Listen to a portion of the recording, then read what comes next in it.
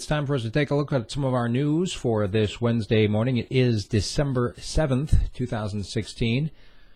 President-elect Trump making more headlines with his tweets, this time taking on Boeing and the Air Force One replacement contract.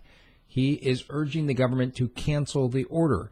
Part of this, of course, because of the costs of the plane themselves. Part of it because he wants to use his bully pulpit as a way of making a statement. It is, of course, stirring things up on both sides of the aisle. Those who are fans of Trump saying that it's about time that somebody stood up and started cutting back. Others saying this is something that, of course, is necessary because the planes that are currently in service have been in service for a while. Boeing, meanwhile, has been providing presidential jets since the 1940s. Joe McKnight, a former NFL player, was killed, and days later, a man has been charged, Ronald Gasser, who is white, accused of shooting Joe McKnight, who was black, something which now has, of course, also stirred up the racial topic. The sheriff in the Louisiana county where McKnight was shot took to the stage yesterday with a profanity-laden press conference to talk about how people are wrong to criticize the police for taking so long to charge this man. In Los Angeles, a specific threat to the metro system, prompting additional security and additional searching of passengers. The mayor himself riding the red line yesterday as a show of confidence, but at the meantime urging the public to be vigilant. Russia has promised to wipe out anyone left in eastern Aleppo as they continue their push to try to get rid of the terrorists, as they're calling them, that are in that part of the city.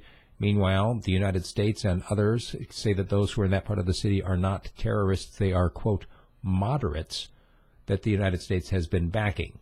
Also some international concern over the civilians that are trapped in that fighting, especially as Russia continues to bomb. The brother of the media star in Pakistan by the name of Qandel Balok, he has now been charged with her murder. This is an honor killing in Pakistan because he said that she brought shame on his family because of all of her Instagram posts.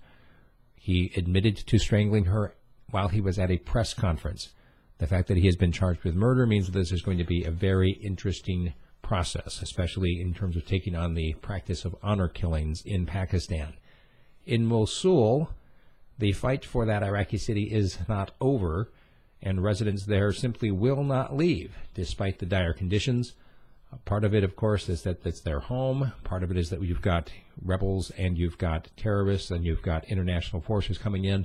And on top of all that, the Iraqi army as well. The United Nations says it's not safe for them to conduct humanitarian efforts there.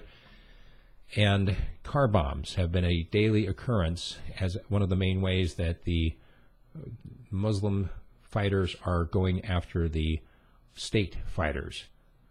Very confusing in terms of who is on which side and who is the better hero in this situation.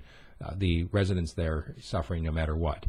In South Korea, the president has dug in. She continues to deny any wrongdoing as she apparently granted favors to some of her business friends.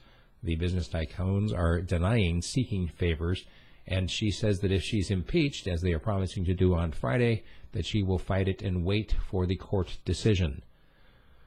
North Korea, meanwhile, has apparently hacked the South's military cyber command, something that has not happened yet up until now, although the North has been accused of hacking a number of other companies.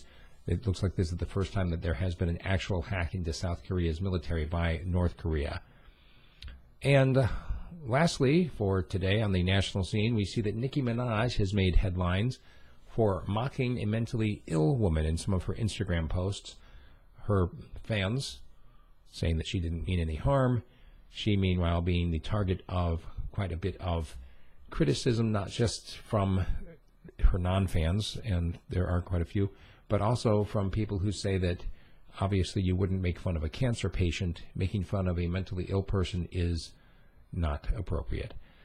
That's what we've got for our national news. Scroll on down for a look at some of our Alaska headlines today. And today's commentary is going to be on running at 30 below or colder, how I do it and how you can do it too. We'll see if you like that. And if you like what I'm doing, please consider becoming a supporter. My website is radiofreespeech.com. I've got subscription options, and I also have a way through GoFundMe or through another one called Patreon, which will allow you to become a regular sponsor of what we're doing here coming soon. We're hoping to have some interactive talking and actually get into some discussion on some of these issues. Once again, that is radiofreespeech.com. You want to email me a topic, something you'd like to have a discussion on, Steve at radiofreespeech.com.